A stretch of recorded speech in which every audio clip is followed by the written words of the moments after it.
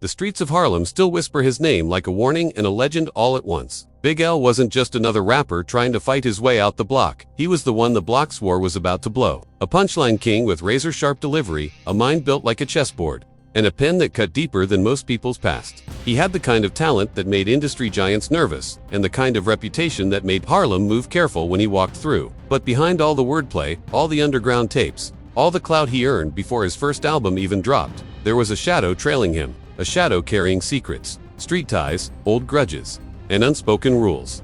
On February 15, 1999, that shadow finally stepped forward. Shots rang out on 139th and Lenox 9 of the manned Harlem froze. A future legend dropped, and the city felt the air change. Cops pulled up quiet. The neighborhood stood still, and everyone who knew Big L, or even just admired the grind he was on, kept asking the same question. Why him? Why that night? Why like that? Some blamed street politics that had nothing to do with rap. Some said it was revenge meant for someone close to him. Others swore the industry saw a star rising too fast and tried to dim the light before it burned too bright. And then there were the whispers, rumors about loyalty, betrayal, unfinished business, and a Harlem code that didn't forgive mistakes. But the truth? That truth is layered, messy, complicated, and deeper than one headline, one rumor, or one police report ever told. And tonight, we're pulling every layer back. Harlem in the late 80s and early 90s wasn't a place you just walked through. It was a place you survived. Every block had its own story, every crew had its own rules, and every move you made meant something. And right in the middle of all that raw energy was a skinny kid named Lamont Coleman. Big L posted up on 139th, watching everything like a quiet scientist taking notes. People talk about lyrical geniuses like it's some mystical gift,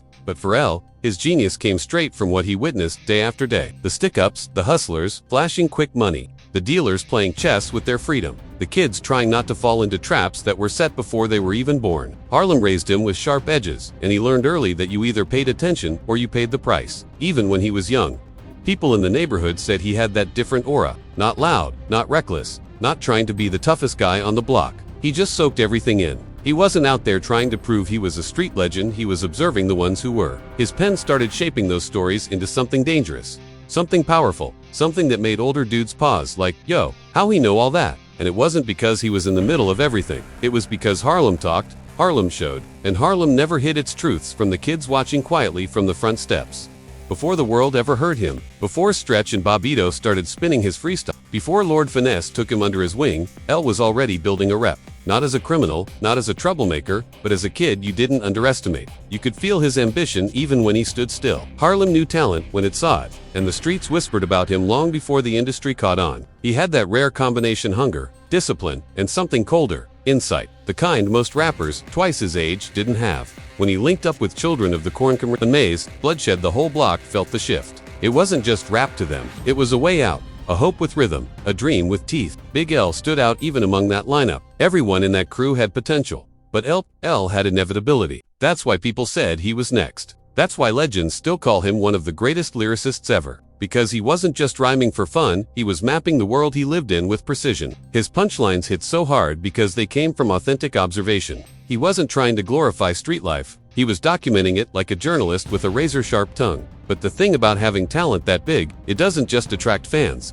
It attracts attention, wanted and unwanted. Harlem loved him, but Harlem was also full of old tensions, deep grudges, and situations that didn't disappear just because someone was gifted. And L's family, the people closest to him, were caught up in some heavy issues that had nothing to do with music. Neighborhood rumors say certain Coleman relatives had past problems, past beefs, past situations that still lingered around the block like ghosts refusing to leave. Big L wasn't involved in those things, but in the streets, it doesn't always matter who did what. Sometimes people get targeted not because of their actions but because of the actions of people tied to their name. By the time Big L started climbing in the rap world, some of those tensions were still brewing. Harlem is a place where loyalty runs deep, but so does memory. Folks don't forget favors, and they definitely don't forget betrayals. And L, being who he was, smart, observant, respected, he understood the danger of carrying a last name tied to unfinished business. But he tried to outrun all that with music, with discipline, with a focus sharper than most young artists ever develop. Then came Lifestyles, Abdapor and Dangerous. Even though it didn't blow up commercially, the streets felt it heavy. It's the type of album that grows bigger after the artist is gone, because people finally realize how ahead of its time it was. The wordplay, the storytelling, the raw honesty. L was building his legacy brick by brick. And with that rise came more eyes, more pressure, more rumors, more expectations. Some people said Big L was too close to street dudes. Others said he was too connected to the neighborhood politics of Harlem. But the truth is, L was a bridge. He stood between two worlds. He stood between two worlds. The world he grew up in and the world he was trying to break into. And crossing that bridge isn't easy. It's messy. It's dangerous. It makes you visible to people who should have never known your name. Even as he gained fame, L still walked his block like a regular dude. That's why Harlem respected him. But staying close to your roots while trying to elevate, that comes with risks. Especially in neighborhoods where tension moves silently. By 98 and 99. You had two different narratives running at the same time. In the music industry, Big L was planning to form his own group, the Wolfpack, and negotiate new deals. New opportunities, a fresh start after Columbia. Dame Dash even talked about signing him to Rockefeller, and people inside the industry confirmed L was inches from a major breakthrough. On the streets, though, a different story was brewing. Rumors started circulating about beef targeting his brother. People holding old grudges, people waiting for their moment to settle scores. Not random drama-calculated tension, the kind that doesn't make noise until it explodes. And that's the part people outside Harlem never understood. They thought Big L's death was connected to rap beef or jealousy. They thought it was about someone hating on his success. But anyone who grew up around those blocks knew the streets don't work like a movie script. Trouble doesn't hit the famous one, first it hits the one who's easiest to reach. And sometimes, tragically, that's the one who isn't even involved. The truth is, Big L was moving smarter than most rappers of his era, but no amount of intelligence, respect, or talent could erase the shadows attached to his family name. And in a neighborhood where everyone knows everyone's history, the past has a way of catching up even to the ones who tried to rise above it. Harlem saw the tension building long before the outside world did. They felt the danger, even if they didn't speak on it. And he was trying to navigate both worlds while staying loyal to the block that made him. But loyalty in a place like Harlem, it cuts both ways, and in the months leading up to that night, those cuts started getting deeper. By the time 1998 rolled around, you could feel Harlem shifting around Big L, like the ground was warming under his feet. He was right on the edge of a career breakthrough and a neighborhood breaking point at the same time. And anybody who understands street dynamics knows, when two timelines collide like that, something usually snaps. L was moving with intention, trying to rebuild momentum after the Columbia situation. He had bigger plans, fresher music, and a clearer vision of where he wanted to take his career. He wasn't just trying to be a rapper, he was trying to be a movement. The voice of Harlem delivered with a level of precision most artists couldn't touch. But Harlem had its own conversations going on, its own rumors circulating, and the talk wasn't about music deals or studio sessions. It was about pressure building on the block, old problems resurfacing, and certain names tied to the Coleman family getting thrown around in ways that made even the OGs uneasy. These weren't petty issues. These weren't arguments that started in a club or over some rap competition. These were long-standing tensions that involved people with history, with reputations, with memories of things that went down years before L ever stepped into a booth. People close to the situation said L was fully aware of the storm swirling around the neighborhood. Not because he was in it, he wasn't, but because Harlem talks. Harlem warns its own, and when you're loved the way L was loved, folks pull you aside, whisper things like, "Yo, move careful, watch who you stand next to. Everything ain't about you, but it can fall on you." And L listened. He wasn't reckless. He wasn't walking around like he was untouchable. If anything, he was more focused than ever. Recording, building the wolf, reconnecting with people who believed in his future. But here's where things got complicated. L's younger brother, Leroy Big Lee Coleman. Street rumors, and they are rumors, say Big Lee was involved in some heavy situations with people in the area. Real tension, real past conflicts that built up over time. Whether everything that was said about Big Lee was true or exaggerated is something only the people involved could ever confirm. But the reality is this: the block believed those rumors. And in the streets, perception is just as dangerous as truth. Big L, on the other hand, wasn't tied to those issues. But in the neighborhood, the line between one brother and another gets thin. Some folks don't separate the artist from the family. They see one last name, one crew, one address, one target. That's the brutal part. The part outsiders don't get. You can spend your whole life doing right, carving your own path, but the streets don't always care who deserves what. They care about who's reachable. By late 98, people around Harlem started noticing Big L moving a little differently. Not scared, just aware. He was keeping his circle tighter. He wasn't hanging out on the block the same way. He was transitioning into the next chapter of his career, and that chapter meant bigger opportunities, new deals, and more time in the studio. Even Dame Dash talked publicly about the idea of signing L to Rockefeller. That was huge. Imagine L standing next to Jay-Z, Big L flowing on those early ROC beats, a whole movement behind him. Harlem knew what that could have meant. The culture knew. L was getting ready to explode. But when someone from a neighborhood like Harlem starts rising, old problems start resurfacing. Some people feel threatened, some feel jealous, And some hold on to grudges like currency. There were people who respected El deeply, but there were people who resented the spotlight he was getting, not because of the music, but because of what attention brings. When cameras show up, when interviews start happening, when an artist becomes a face of the block, that puts pressure on everybody around them. The streets don't like cameras. The streets don't like attention. And Harlem was becoming a place where the lines between rap, reputation, and retaliation were starting to blur. There were whispers that El tried to distance himself from some of the street activity swirling near his family. Not because he was scared, but because he was focused. He had a mission, and getting tangled in something that wasn't his wasn't part of that mission. But stepping away doesn't always protect you. Sometimes it actually makes you more visible. When people see you elevating, they start asking themselves why you get to leave, while they're still trapped in the same cycle. And the more El distanced himself, the more his success highlighted the tension others were facing. Then came the rumors, those unconfirmed street corner conversations that people still debate to this day. Some said certain individuals were looking for Big Lee. Others said old beef had reignited. Others whispered it wasn't about any specific offense. It was about respect, or revenge, or unresolved history. The details changed depending on who you asked. But one thing stayed consistent across every version of the story. The target wasn't supposed to be Big LTHATs. Why people say his death wasn't a rap-related situation. It wasn't about the music. It wasn't about his status. It wasn't about industry conflict. It was about the streets. Pure and simple, those invisible, ancient rules that operate beneath the surface of neighborhoods like Harlem. NL. He was trying to live above those rules. But the streets don't always let you walk away clean. Even in the middle of all this tension, people said El was still showing love to the block, still checking in on old friends, still keeping it real. He wasn't the type to get Hollywood just because he had talent. His loyalty was real. But loyalty is a dangerous thing in places where lines between right and wrong aren't clear. Sometimes, loyalty pulls you closer to danger without you even knowing it. In early 1999, Harlem felt tense. People talked quieter. Conflicts that had been simmering seemed closer to boiling. But at the same time, El was having some of the best career momentum he'd had in years. Producers wanted him, labels wanted him, MCs feared him. His freestyles were circulating everywhere. Fans were rediscovering his album. He was booking shows, moving strategically, planning a comeback that could have put him shoulder to shoulder with the greats. And maybe that's the part that hurts the most. How close he was, how close Harlem was to witnessing one of its sharpest pens finally get the shine he deserved. How close the culture was to seeing Big L step into the spotlight. He earned through pure skill and discipline. But for every dream he chased, there was a shadow trailing behind him. A shadow tied to family, tied to history, tied to a world he didn't choose but couldn't escape. And as the weeks led up to February 15, 1999, that shadow was getting darker, closer, more dangerous. And nobody, not El, not his friends, not the industry, not the fans knew how soon that shadow would finally catch up. February 15, 1999.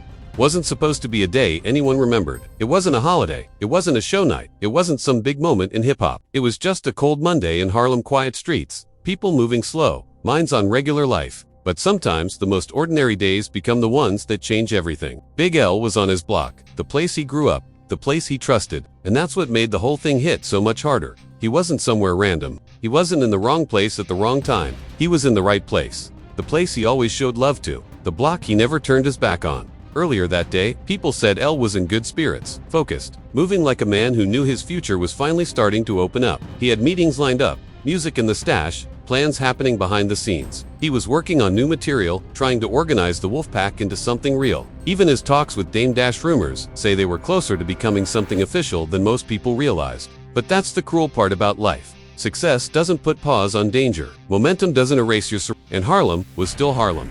That night, El stepped outside on 139th and Lenox, a spot he'd walked 1,000 times. To him, that block wasn't dangerous. It was home. But people around later said the block felt different that evening. The kind of tension you can't describe, just sense. Like the air was heavier than normal. Like someone was watching the street who didn't normally stand there. Not panic, not chaos, just off. The type of thing you notice only after the fact. According to official reports, around 8:30 p.m., shots rang out. Not one, not two, 9 quick, sharp. Close. People froze. Doors cracked open. Lights turned on. Someone called 911. But by the time help arrived, it was too late. Big L was lying not far from his home, hit multiple times, struck with precision. And that's the detail that made Harlem talk for years. Whoever did it wasn't sloppy. 9 shots, most of them hitting their mark, wasn't some random act. It wasn't some emotional outburst. It wasn't someone firing wild. It looked targeted, focused, intentional. Police arrived fast, but the neighborhood arrived faster. People crowded the street in disbelief. Some cried, Some whispered. Some refused to believe what they were seeing. Harlem had lost rappers before, but they had never lost someone like L, someone respected, someone loved, someone who wasn't acting reckless, someone who was elevating. It wasn't just tragic, it was confusing. Folks kept asking the same question over and over. Why him? Why now? The NYPD started investigating immediately. But like most cases tied to street rumors and neighborhood history, information wasn't easy to pull. People in Harlem don't talk to cops not out of fear, but out of code. And even those who might have known something weren't exactly eager to involve themselves. It wasn't about snitching, it was about survival. About staying out of something deeper than music. Staying out of something deeper than music. Within days, detectives zeroed in on one name, Gerard G. Woodley. Someone from the neighborhood. Someone who grew up around the same blocks. Someone who had real history with certain members of L's family. Police arrested him, but lack of cooperation, lack of witnesses, and lack of evidence made the case fall apart. Woodley was released without charges. And that's when the rumors kicked into overdrive. Some people said Woodley had issues with Big Lee, not L. Others said Woodley felt disrespected in the past and was looking to even the score. Still others whispered it wasn't personal at all, it was business. Old street business that had nothing to do with the rap world. But the darkest rumor, the one that's been repeated for over 2 decades, is that the shooter wasn't aiming at L, wasn't angry at L, didn't even want L, they wanted Big Lee. That theory spread through Harlem like wildfire, because it made sense in a twisted way. In the streets, people don't always get the intended target. Sometimes they get the one who's accessible. Sometimes they get the one who isn't protected. And L, being the star, the good one, the one trying to elevate, was ironically the most reachable. Everyone knew where he lived. Everyone knew he walked the block. Everyone knew he showed love. That made him familiar. But familiarity can turn into vulnerability. People who grew up near the Coleman family said L was the opposite of the drama surrounding his brother. Big Lee, according to neighborhood rumors, had been involved in situations years before that created lasting tension. And those tensions didn't disappear. They sat there, quiet, waiting. The problem was, Big Lee was locked up around the time of the shooting. So if someone wanted to send a message, if someone wanted revenge, if someone wanted closure, Big L was the one physically present. But even that rumor, powerful as it is, doesn't answer everything. Because some people insisted the shooting didn't look like someone settling old street debt, it looked cleaner, more professional, more purposeful. They questioned how someone could pull off 9 shots so precisely, then disappear before police even got close. They questioned the timing, gel going back outside at just the right moment. They questioned the motive, why wait until he was on the verge of blowing up. And then there was another theory, jealousy. Not industry jealousy, not artist jealousy, local jealousy, the kind that forms when someone from the block is about to make it big and leave everyone behind. Some people can't stand seeing someone rise, even if they'll deny it, even if they act supportive. Envy operates quietly in neighborhoods where opportunity is rare. And L was becoming the one symbol of success everyone could see. Some folks celebrate that. Some folks resent it. What made everything worse was how quickly Harlem felt the loss. When the news spread the next morning, the city moved heavy. People who had grown up with L broke down. Rappers who respected him spoke up. Fans who'd memorized every line of Ebonics felt robbed. The culture as a whole knew instantly. This wasn't just a death. This was a void. Big L wasn't just talented, he was different. He was special. And losing him meant losing a piece of Harlem's soul. The investigation didn't make things any clearer. Leads dried up fast. Witnesses said they didn't see much. Evidence was thin, and the NYPD didn't push deeper into street rumors that couldn't be verified. Within months, the case was cold, and Harlem was left with questions that couldn't be answered. To this day, police never solved it. They never found a second suspect. They never confirmed the motive. Years later, Woodley, who many believed was involved, was killed himself in 2016. When that news hit, Harlem started whispering again. Some said justice finally caught up. Others said it was unrelated. Some thought it closed the chapter. Others thought it reopened it. But none of it brought Big L back. The saddest part, L never got to see the respect the world eventually gave him. He never got to see fans call him one of the greatest lyricists ever. He never got to see the albums released in his name, the documentaries made about his legacy, the murals painted on Harlem walls. And the reason he never got to see any of it was still buried somewhere in the shadows of that winter night, somewhere between fact, rumor, revenge, and the unspoken rules of the streets. And as 1999 moved forward, Harlem tried to process the loss. But the questions didn't fade, they got louder, because everyone could feel it. Something about that night still wasn't adding up, and the truth behind Big L's death was much bigger than anyone wanted to admit. In the weeks, months, and years after Big L was taken, Harlem tried to heal. But some wounds don't close just because time moves on. His death didn't feel like a simple tragedy. It felt like a rupture, like the city had lost something irreplaceable. Fans mourned the rapper. Harlem mourned the son. Hip-hop mourned the genius. But underneath all those layers of grief sat one thing that never faded: confusion. People were desperate for answers, but the answers they got never felt complete. Too many details didn't line up. Too many motives were possible. Too many people stayed silent. The story was never clean, never direct, never simple. And that's what makes Big L's case one of the most debated, speculated, and misunderstood tragedies in hip-hop history. After the police investigation stalled, Harlem created its own theories, some based on street knowledge, some based on whispered conversations, some based on fear, and some based on pure speculation. Every version of the story carried pieces of truth, but none carried the whole truth. And that's the thing about neighborhoods like Harlem. Truth is often a collection of half-answers scattered across different people's memories. You have to stitch it together, and even then, it's never perfect. One theory said the shooting was a mistake, a mix-up, a fatal coincidence. But Harlem rejected that idea almost immediately. The placement of the shots, the timing, the way the shooter moved, nothing about it felt accidental. People don't fire 9 rounds by coincidence. That wasn't random violence. That was intentional. Whoever pulled the trigger meant to hit their target. Another theory, the most well-known, pointed to Big L's brother. It became the dominant explanation in both the neighborhood and online discussions. Big Lee himself spoke about it after getting out, admitting he believed he was the intended target. That confession became fuel for the narrative, and it made sense in a brutal, street logic kind of way. Settle a score with the brother who's present, not the one who's locked up. But even that explanation, as powerful as it was, didn't feel complete to everyone. Some folks still questioned why the shooter didn't wait. Why that night? Why that moment? Why that spot? Why at the exact time L stepped outside? Those questions opened the door to a different rumor, one that floated quietly. The kind of rumor only old heads whispered about. The kind that never reached the mainstream. Some said it wasn't about Big Lee at all. They said the shooter had an issue directly with L, not the rapper, but the man behind the talent. Not because L did something wrong, but because of association, proximity, reputation, or misunderstanding. In neighborhoods shaped by tension, sometimes the smallest thing becomes the biggest spark. Sometimes the smallest thing becomes the biggest spark.